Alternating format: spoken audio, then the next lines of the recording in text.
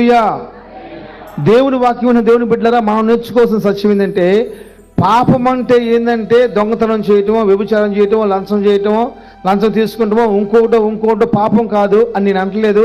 అది అందరికీ పాపమే. కానీ క్రైస్తవుడికి ఒక పాపం ఉంది, క్షమించడం తెలిసి క్షమించకపోవటం పెద్ద పాపం.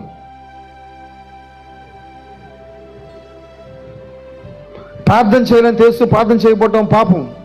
పరిచర్య చేయాలని తెలుస్తూ పరిచర్య చేయకపోవటం పాపం. బాధల్లో ఉన్నవారు, కష్టంలో ఉన్నవారు, నష్టంలో ఉన్నవారు వారిని విచారించాలని, వారిని ఆదరించాలని బైబిల్ చెబుతూ ఉంది. దాన్ని ఆదరించకపోవటం, విచారించకపోవటం పాపం అని నీకు తెలుసు. విచారించు నువ్వు.